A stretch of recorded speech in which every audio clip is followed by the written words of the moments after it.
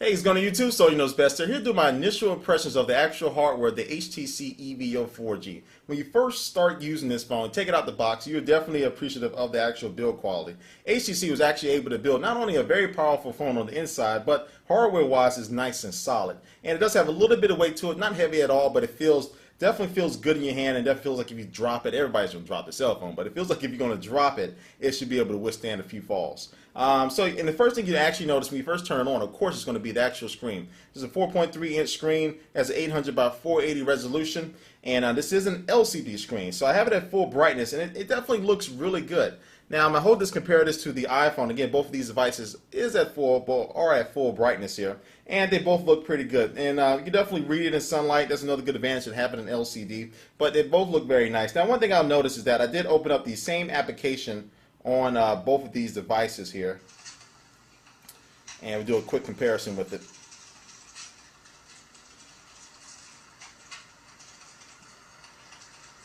Of course, iPhone version will have an advertisement. But see on the Evo 4G, I think that it just looks like, hopefully you can tell on here, it looks like it's a little washed out. I think the iPhone's the color a little bit deeper, a little bit, the black's a little bit blacker on the iPhone screen itself. Now, when I'm messing around the OS and doing things like that, I don't notice this at all, but this may be because they ported this application over. Who knows? But it still looks really good. I'm not trying to knock it too bad, but there's a little bit of difference as far as just the colors, how they actually look on both of these devices. All right, let me get the iPhone out there before it starts stealing the shine.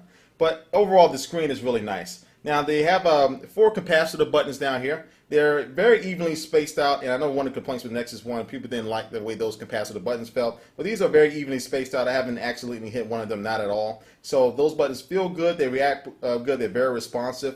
It also has a 1.3 megapixel camera here in the front of it, and let me go ahead and launch the camera application. And I'm going to switch cameras. Alright, so it has 1.3 megapixel camera in the front, and it takes really good quality. I would say it's almost a little bit under the quality of the iPhone's camera on the back, but it still looks really good. And I was doing some quick and taking some pictures with it, and it actually still looks pretty good. But also it has of course, the 8 megapixel camera on the back of the phone. And this is the one where you're actually going to be using to take the majority of your pictures here. And so I've taken a couple pictures, and they actually really look good. I'm going to upload a video showing some of the pictures in the video with this. But the main thing is, yeah, you can take some 720p video with this camera as well. And I'm going to upload a couple videos just to show you the actual quality of the camera itself. So that's the camera there. And so it has a volume rocker here on the side to control the volume, and the power button at the top. And also you got your headphone jack there. And that's about it for the buttons. Now down here at the bottom you got the HDMI out, so you have any HD video, especially that you take with the phone itself, or if you have a movie on there, you can just hook this right up to an HD TV, start playing it. It also has the charger and accessory port here to charge your device with it.